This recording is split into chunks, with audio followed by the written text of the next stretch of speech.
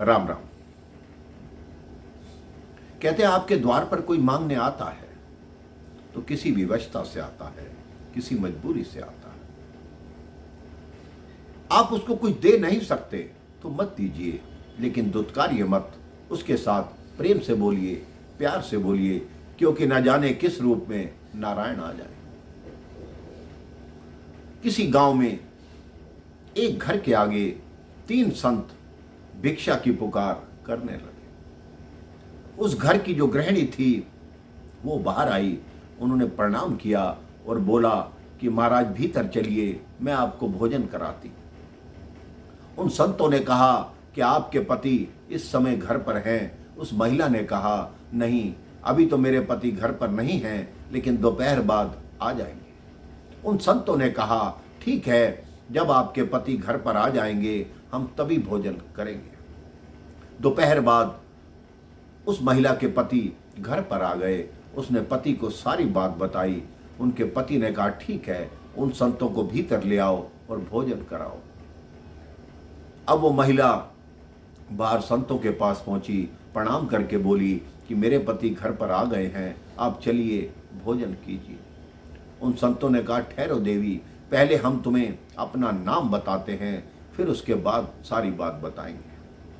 पहले संत ने कहा मेरा नाम धन है, दूसरे ने कहा मेरा नाम सफलता है, तीसरे ने कहा मेरा नाम प्रेम है, और हम तीनों की एक शर्त है कि हम तीनों में से केवल एक ही भोजन करने जाएगा, 2 नहीं जाएंगे। आप जाकर अपने परिवार से विचार विमर्श कीजिए, सलाह कीजिए कि किसको अंदर बुलाना चाहते हैं, किसको भोजन कराना चाहते हैं। उस महिला ने सारी बात अपने पति को बताई। पति ने कहा जिनका नाम धन है उनको अंदर ले आओ, अगर धन आ जाएगा तो हमारा जीवन खुशहाल हो जाएगा, हमें कोई कमी नहीं रहेगी। पत्नी ने कहा नहीं, जिनका नाम सफलता है उसको बुला लेती हूँ, उनको भोजन कराऊंगी, क्योंकि सफलता आ जाएगी तो आप भी जीवन में सफल होंगे, हमारी पुत्री जो पढ़ रही है उसको भी सफलता मिलेगी। उनकी सारी बात उनकी पुत्री सुन रही थी। उस पुत्री ने कहा नहीं माताजी, नहीं पिताजी, जिनका नाम प्रेम है उनको भीतर बुलाइए, क्योंकि जहाँ प्रेम का वास होगा वहाँ किसी बात की कोई कमी नहीं होगी। उस महिला ने बाहर जाकर कहा कि हे साधु महाराज, जिनका नाम प्रेम है वो घर के भीतर आइए और भोजन करिए। जब प्रेम को आमंत्रित किया तो तीनों संत घर के भीतर चलने लगे।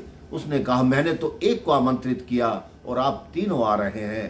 तब उन 2 संतों ने कहा जहाँ प्रेम का वास होता है वहाँ धन और सफलता अपने आप उसके साथ चलती है। आप ये सोचिए, अपने परिवार में प्रेम बनाकर रखिए, अपने परिवार में ईर्ष्या मत रखिए, भेदभाव मत रखिए, दूसरे को देखकर जलन मत रखिए। ये मत सोचिए कि वो ऐसा खा रहा है, मैं ऐसा क्यों नहीं खा रहा। अपने मन को खुश रखिए, परिवार में रहिए, एकजुट रहिए, हमेशा खुश रहिए और प्रेम से बोलते रहिए। राम राम, जय श्री राम।